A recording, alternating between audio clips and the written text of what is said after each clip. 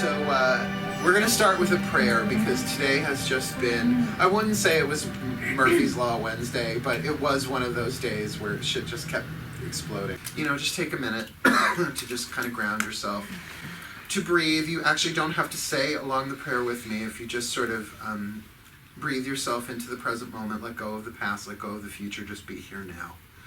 It'll do its thing. Dearest God, Goddess, all that is, we surrender this time spent together to you. May it serve your purposes, for we are here only to be truly helpful.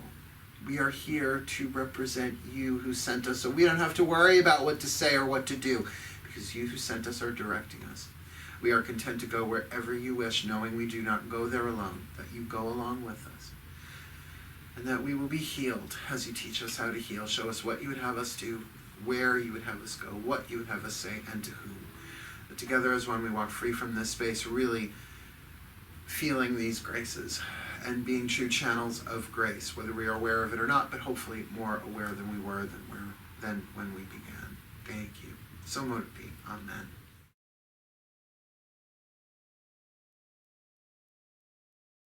Because now we are out of the lower three chakras, which tends to deal more with the literal world, the physical world, the first level of power. Now we're in the second level of power, the personal world, the world behind your eyes. And so we're going to go a bit deeper than we have before, because now we're above the pinch in the hourglass. The world behind your eyes, your interior world, is completely personal. So your chances of taking things personally might possibly be increased. Particularly the companion grace for tonight, you know, fortitude is the one for the heart chakra, but the grace of healing sounds nice. It sounds nice. Oh, the grace of healing. Oh, just like a magic eraser is just going to come and make everything go away. Nope. You have to, particularly with these two graces, you have to feel it to heal it. So that's why the graces, both in tandem, are very, very helpful. In fact, what I found for myself was that the grace of fortitude was like a circle, like a boundary, like almost like a magic circle or a cast circle. And then the grace of healing did the work inside of that so that I could contain it, so that I didn't get possessed by the unfinished business, the emotional baggage that I did not realize was in there. So we're going to have some deeper conversations tonight than we have previously. You can almost say that these 6 graces, right, 2 each, have been the foundation, and that's why you want a solid foundation in these lower 3, so that now we're getting into the more personal, the more psychological, and stuff that you're not really aware of, because the conscious mind can't possibly be aware of what's going on in the subconscious, so the subconscious is the world behind your eyes. Yeah. Great fun. So part 1 tonight, we're going to look at the coordinates of the heart chakra. We're going to talk about some aspects of it. Part 2, we'll look at the grace of fortitude, talk about it. I'll give you the prayer. But part 3, because it's about healing, we actually have to start a conversation about what is healing. It's sort of like the conversation of what is art, right? There's no end to that conversation. What is healing? There's no end to that conversation. There's no one way to define it. It's so amorphous and esoteric, and yet at the same time, we all say we want healing, and we want to be healers. How many of you identify as healers, by the way? Show of hands. Yeah, I see like it's like I don't want to really admit it, because I might have my shit come up, but tough. That's how it goes. Do you want to be an unhealed healer? Have you ever been with an unhealed healer? They're just a fucking nightmare, because they don't know. They don't know. So tonight really might even help in your vocation, maybe not your work or your career, but your spiritual calling, your vocation, if healer is part of that. So let's have a look at the heart chakra. That the heart chakra is, if you only deal with the 7 chakras, right? We're not talking about the 8th one tonight. You've got 3 on the bottom, 3 on the top, and 1 in the middle. That's the heart chakra. So if you think of, keep putting down the pen. If you think, okay, we have 1, 2, 3, the heart, 1, 2, 3, then you could look at it. I hope I'm doing this right. Yes, I think I am. Like that. No, I totally did that one. It is the zone of overlap. I totally drew that wrong. That we have, that the heart is the zone of overlap between heaven and earth. The Star of David, you know, yes, of course it's associated with Judaism and, you know, all of that Hebrew and stuff, but it really is the descending triangle of spirit interlocking with the ascending triangle of matter, with the zone of overlap in the middle. That's why the kingdom of heaven is within. Now, no one ever said the kingdom of heaven is within, or the kingdom of heaven is within. They'll go, the kingdom of heaven is within. Just like when you say, I am. Like when you point to yourself, you don't go, I am, I am, I am. I am. You point to your heart, you point to your chest. So this is a big one, because it is the emotional power center. So the heart chakra really is an important one. When you talk about the heart, you know when your heart is into it and when it's not. You ever hear the phrase phoning it in? Like usually that's an actor's thing or a performer's thing. It's like, oh, I've been doing the same fucking show for 20 years. I'm phoning it in tonight. Right? Or in choreography, what they call marking it. Like you're not actually getting fan kick, pirouette, right? My heart's not into it. Well, why do we say that? We say that because the heart chakra's power is so strong that when your heart is into it, you are bringing something to the party that is not necessarily common. You're bringing something extraordinary, if not indeed divine, which is why I want to talk about the sacred truth. You know, every chakra has sacred truth. I've been giving them to you as we go along.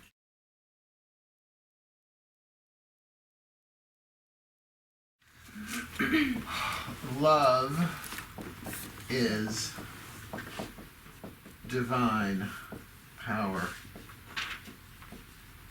That's the sacred truth of the heart chakra. So when you bring your love to something, when you put your heart into something, you are infusing not just the thing itself, but the atmosphere, every cell in your body with divine power. Hence, the kingdom of heaven is within the heart. So that's why I don't teach shit that my heart's not into. And that's the thing. If you're not going to put your heart into it, why do it? Now that doesn't mean you can't have an off day. Hello, my name is Mark and I'm having an off day. We all get them. In fact, if you follow me, if you follow the Drawing the Circle Productions Facebook page, I have a link posted, I think, for Saturday, that it's an interview with Oprah Winfrey and RuPaul, and it's really good. Like it came across my suggested things today, and it's a good 45 minutes or something, maybe shorter than that. But it really is that thing of we're all born naked and the rest is drag. So if you're gonna do it, you might as well do it full out. But even RuPaul, who I think is incredibly spiritually evolved, I mean, we all know the goddess Oprah is spiritually evolved, but he said it's no, it's not easy every day. I'm not always optimistic. I have to really work for it. I pray and I meditate and all of that stuff. And in that moment, my heart opened a little bit. I was like, oh, it's so nice to hear somebody else say that. That people think when you're on a spiritual path that you're just loving all the time. If you've got the right meds, maybe, or a good drug dealer, maybe.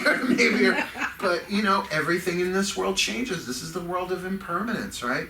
So what was yes yesterday can be no today, can be yes again tomorrow. It's just how it goes. The constant turning of the seasons isn't just in weather, it's within ourselves and it's within this world. So to be heart-centered sounds nice.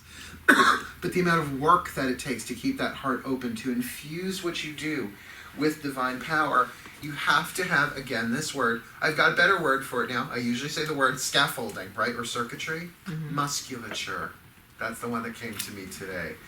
You're creating an energetic musculature inside of yourself so that you can handle more divine power. Now, keeping in mind that the heart itself is cardiac muscle, then I think that really, really works with this, that the grace of fortitude means essentially strength.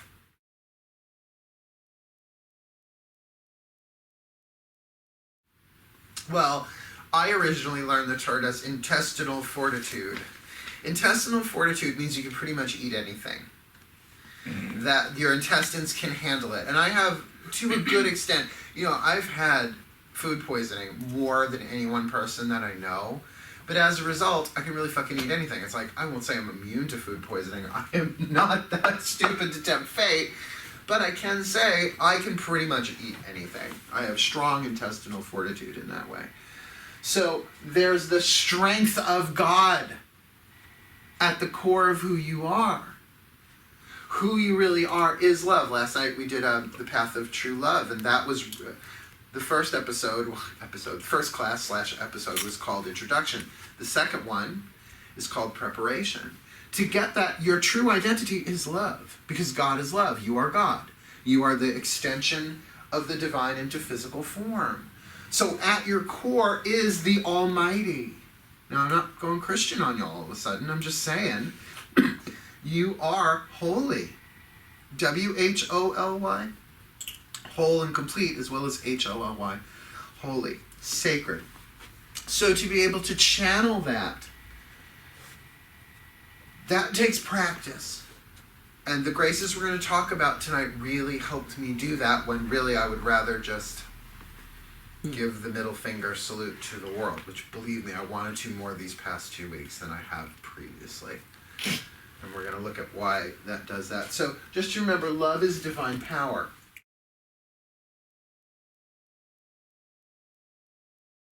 Now, the sacrament. Remember, there are 7 chakras, 7 Christian sacraments. When you look at them from an energetic perspective, they take on a whole different meaning. You all know what the sacrament of marriage is. But that's not what it means in the heart chakra, because a lot of what we think of as marriage in the world is really a second chakra thing. It's me and my relationship commitment vow to another. The sacrament of marriage in the heart chakra is about you marrying your soul. In other words, your self with a capital S, you want to marry with yourself with the lowercase s. Your personality with your soul. That what makes for an enlightened being, or someone truly on the path, is an understanding that this persona that I have is not really who I am. No, so we have all these identifiers. Did any of you have a choice in terms of your family of religion once you were born? Or your religion of your family? Of course not. You chose that before you came in. You chose the body, you chose the lineage, you chose all that stuff. But there's that indoctrination that gives us a sense of identity. And we need that. We need a cookie cutter to start off with. We usually rebel against it. Well, if you're in this room, you certainly rebelled against it at a certain point. So to get that marriage to the self, what are the vows you make to yourself? Your wedding vows. Now, there's a promise, there's an oath, and there's a vow. Again, 3 levels of power. A promise. How good are promises now? They used to be everything. A few generations ago, a man is as good as their word, right? If you promise, a promise is a promise. Oh, that's in the Wonder Woman movie. Yeah. Oh, which, by the way, it's on HBO on demand now. So, yeah. So, if you haven't seen it, I've already watched it like 18 times. Such a good movie. But that's one of the things she says, a deal is a promise, and a promise can't be broken. I was like, oh, girl. This is obviously not taking place in present time. Because promises today mean nothing. They mean nothing. Then there's an oath. An oath is really supposed to involve the integrity of who you are. You usually make oaths to organizations, right? You take an oath, or a pledge might be another word for that. And certainly within our coven there are certain oaths. I mean, we don't have a degree system anymore, but there were oaths that you had to take to become a 1st degree, 2nd degree, 3rd degree home, right? But a vow involves the gods. That's why wedding vows, those are great. I was thinking about them the other day. To love, okay, I'll vow to love. To honor, sure. To cherish, yeah. To obey, excuse me. Have we met? Obey who? Obey you? Well, what if you're nuts? What if you've just been wearing a disguise all this time? That means I have to obey your crazy shit? No. I would never have that in the wedding vow. My wedding vow would be something along the lines of, I think you're hot and you're cute, let's see how it goes. There's my vow. But what are your vows to yourself? Now, you might not realize you have them, which is a wonderful, not just exercise, not just homework. I'm going to write out, I vow to love myself. You know, just that. I vow to love myself. That could take you through an entire lifetime just of practice. That when you're having a bad day, to just be like, it's just a bad day in Earth School. I love myself anyway. I vow to accept myself wherever I am, to the best of my ability. I always like to throw in, you can tell I was raised by a lawyer, the little loophole, to the best of my ability. Some days it's easier than others. Oh, a bright sunny morning where I don't have to work and the coffee is delicious and the cats are not doing dominance displays on the bed at 3 in the morning. I'm great. I'm a breath of fucking fresh air. Today was not one of those days. All right? I do my best to the best of my ability. What do I vow to myself? To my soul. Can I marry my soul? Now, the truth is you do not have a soul. You are a soul. That's why when people say, oh, that person has no soul. Now, unless they mean like rhythm. That's a different category. But, you know, everybody is a soul. A soul is not something you have. A soul is something that you are. That's the interior castle. We only did that visualization meditation once, I think, so far. But think about that, contemplate that, and then not only can you have a lovely list of vows, you could actually do for yourself a ceremony. You know, just you, maybe a candle, maybe some costume and makeup if you want, play some music, but just to really say, no, I vow to do the best that I can. Now, here's a vow that, because I've done this for a while now, one of the vows that I have made for myself for my own protection is to do my best in romantic relationships.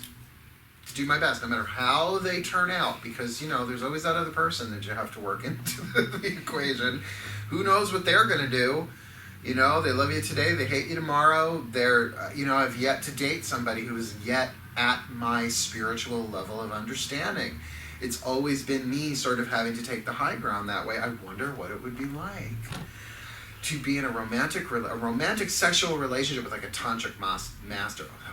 I think that would be fun. Or maybe that would rip me to shreds. I don't know. But I can't control what other people do. Have you noticed? But I can vow to myself to do my best. In other words, to show up, to love, to forgive, to accept. And the guy that I'm dating now, I told him this like in the first couple of dates. I said, but don't get it twisted. I'm not doing that for you. I'm doing that for me. So that I know I did my best. So if this whole thing goes sideways, I know I did my best to learn, to heal, to grow. And by the way, some of the best growth that you do in a relationship is after the breakup. Just saying. I learned more from the divorce of my first marriage than I did in the marriage itself. I learned what my wounds were, and please, I was in my mid-20s at the time. So I vow to heal what comes up as best as I can. I vow to forgive. Oh, let's talk the heart chakra for a minute. Everybody thinks the strongest power of the heart is the capacity to love. It's the capacity to forgive.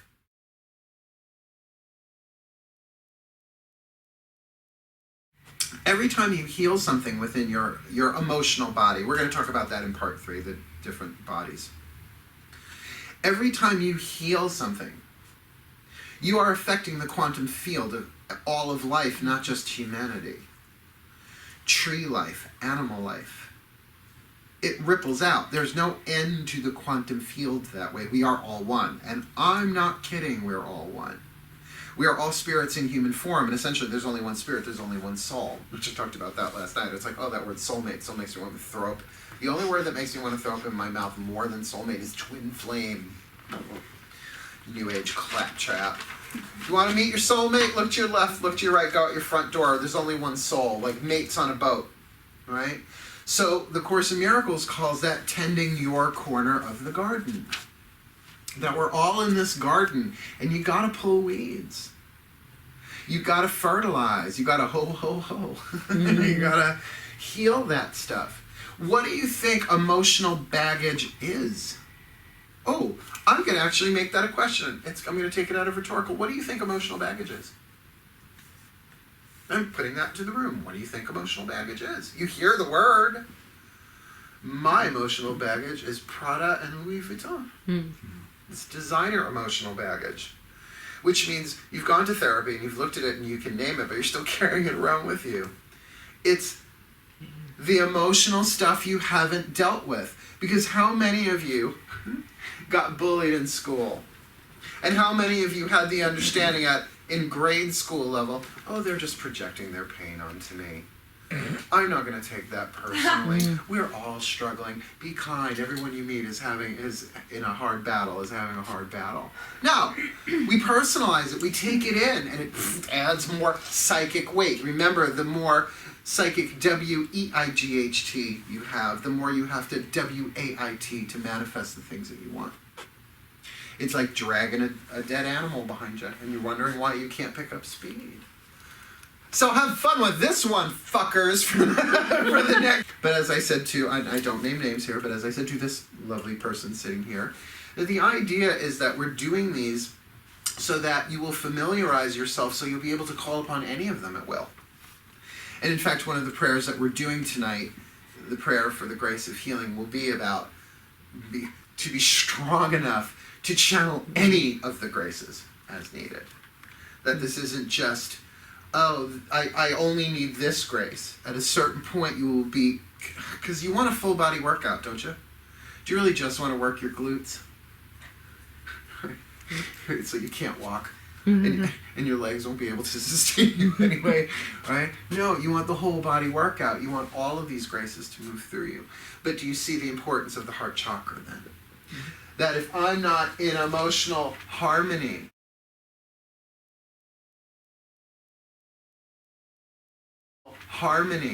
whoa. Now harmony, the reason why that word is up there, harmony and balance. In the Kabbalistic tree of life, the sphere, there's only one sphere for the heart chakra. You know, let me see if I'm doing this right. Yeah, solar plexus has two, right? The root chakra has one, second chakra has one, solar plexus has two, heart chakra has one. It's Tiferet, T-I-F''E-F-R-E-T, I think. And it means harmony or balance. What are you like when you're not emotionally balanced? That's no fun. And maintaining emotional balance in a world that's constantly changing, that's like holding your center. Because you're saying that, like, while you're healing, you're also getting things to scar you a little bit unless you don't heal that. Yeah, well, and so let's talk about repression. You see, there is a spectrum, and both ends of the spectrum suck. So we've got that going for us. So imagine, this is what we've been taught, and we don't even realize we've been taught it. So here's our spectrum. On this side, we have repress.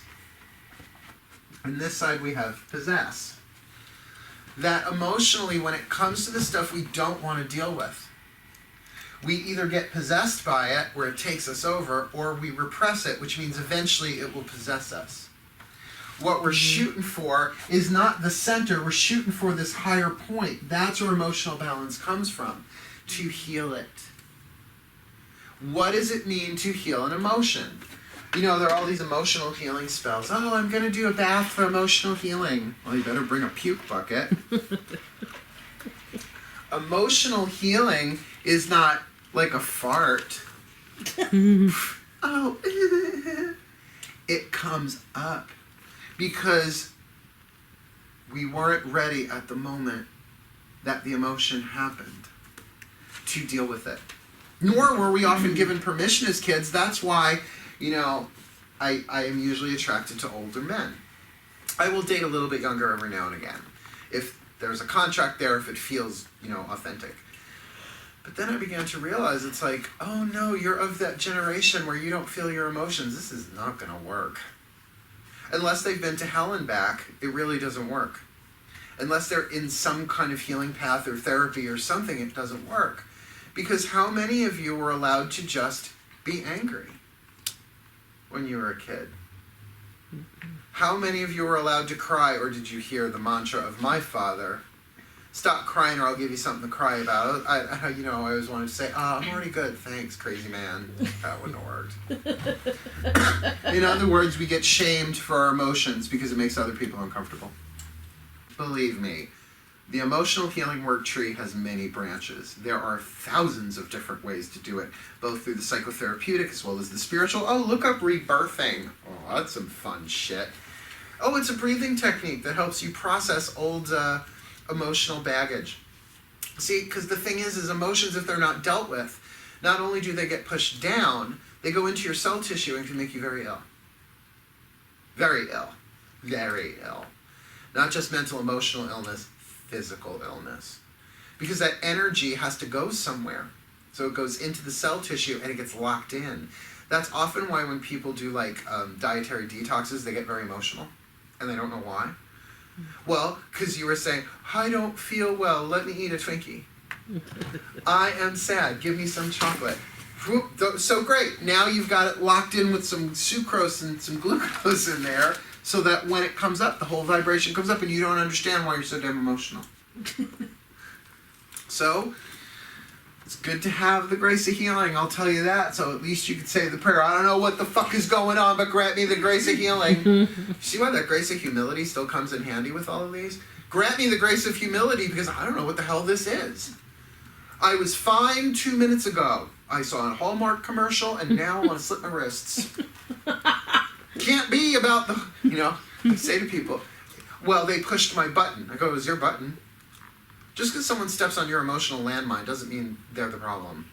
The landmine was there long before they came onto the stage, right? So don't you want to get in there and diffuse your landmines, your hidden emotional grenades, your unfinished business, your emotional baggage? Yes, you say, oh, I'll take a weekend and get it all done. No, it has to be triggered. It's not like spelunking. You know what spelunking is? It's cave diving where, you put on the hat with the thing and you kind of rappel down into ooh, look, spelunking in the underworld. Sounds like a good movie. That's what going into the underworld is. It's about embracing the shadow. What's the shadow? The stuff you don't want to look at. But as you do that, you also find the gems.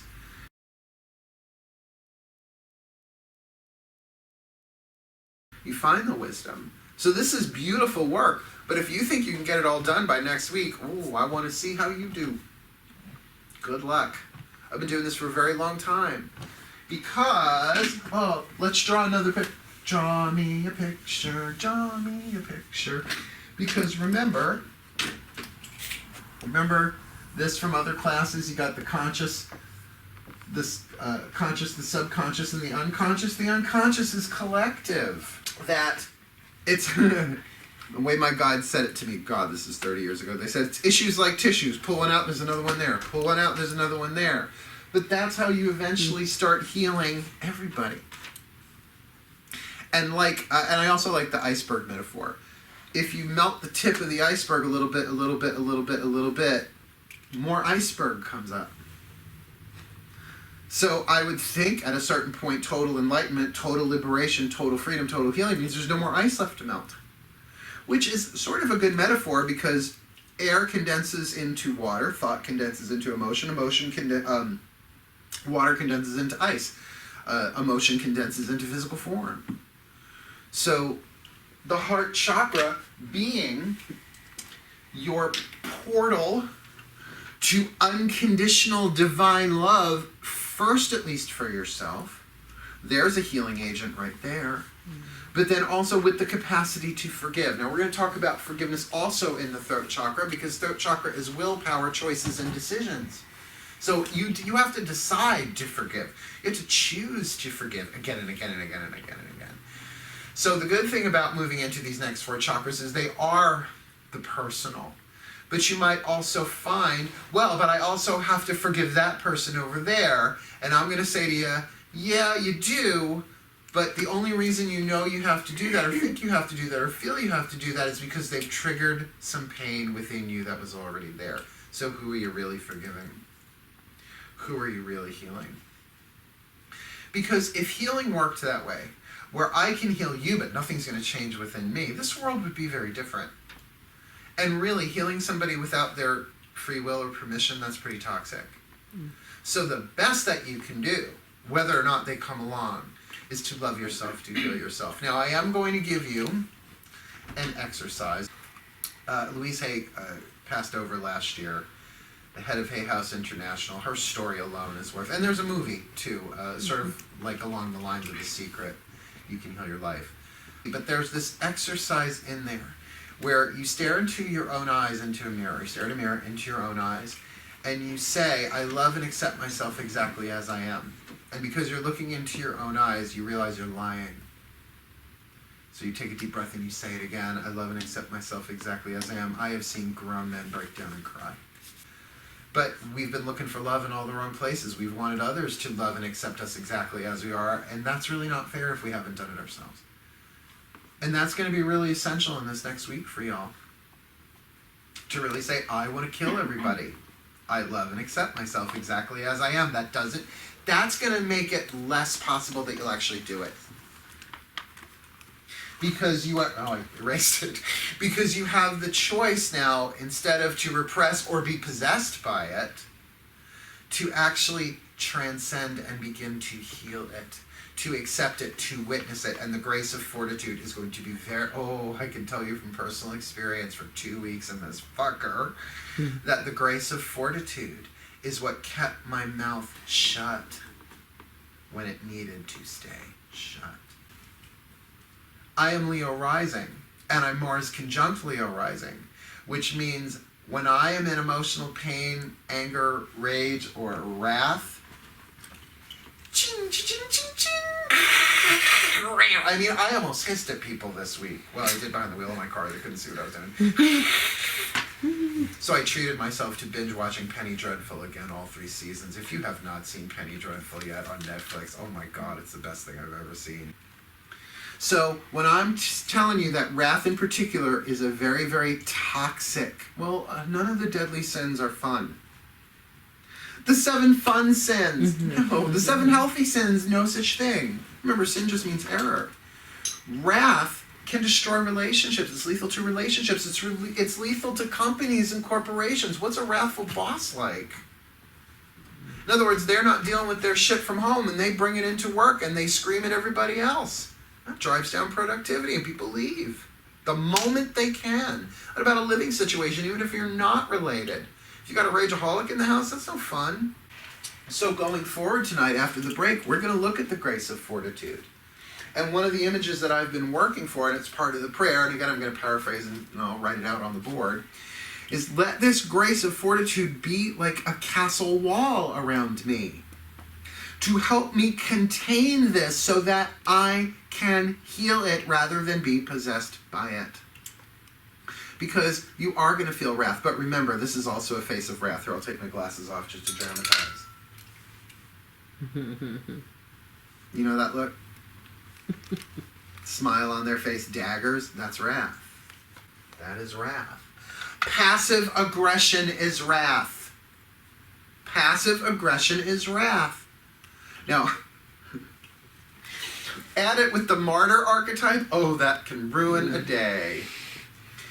A friend of mine, I think I've told this story a million times. A friend of mine from the city, he originally is from Michigan. He went back at Christmas. This is, 10 years ago. He's a great guy. We're still friends. And he said the whole family was going out caroling, because that's something that the family does. My family never got into that. We're like, who are these people on the doorstep? Get rid of them. That's how we are. And I think it was his mother, wasn't feeling well. And when he said these words, I couldn't stop laughing. She said, no, that's okay. You all go out and have fun. I'll just sit here in the dark with my sandwich. Master martyr. Oh my God. That's wrath. And since the topic of depression is so commonly talked about, 30 years ago, people didn't talk about depression. Oh, please ask your grandparents about depression. They'll talk about the Great Depression. I call it the not-so-great depression. There's no such thing as a Great Depression. Wrath turned inwards creates depression. You're attacking yourself. It's a short circuit in the interior world. And then, of course, the biochemistry takes over. It changes the cell structure within your body. So wrath is kind of fucked up. Look, all of them are toxic. All of them are lethal. All of them can be fatal, not just physically fatal, to relationships, to creativity, to sexuality, all different levels of it, to politics. Look what wrath has done to our political system. It's destroyed it. Now, maybe we'll rise from the ashes. That would be nice. But mind you, Rome didn't last forever. Well, the city did. But, ancient Rome rose and fell. Egypt rose and fell. Greece rose and fell. Atlantis rose and fell. I know Atlantis may or may not have been real. That no social structure lasts forever. We're actually pretty good doing a track record-wise. But the deadly sin of wrath, of hubris, of greed, on and on and on, ain't helping. But maybe that's part of the detox we're going through. And maybe over this next week, by you working with these, you will relieve some of that pressure. Think of planet Earth as like a pressure cooker, right? And each one of us, our energetic systems are like valves. Well, if every valve on the pressure cooker is blocked, what's going to happen to the pressure cooker? It's going to explode. So what does that need? It needs some people to clear their valves, to let that stuff up and out so that it can be transformed and healed. You want to be a healer? Heal thyself. Because we are all one, and you are eventually healing the collective, not just the human collective, but all of life. And I was chatting with my guides today, and they made it very clear. It's like, no, animals don't deal with deadly sins. They don't have them. There's no greed. There's no hubris. There's no wrath. They're so in the moment that they feel what they're feeling, and it's gone, like a burp, like a fart, depending on which orifice you want to deal with. Bazooka. Questions?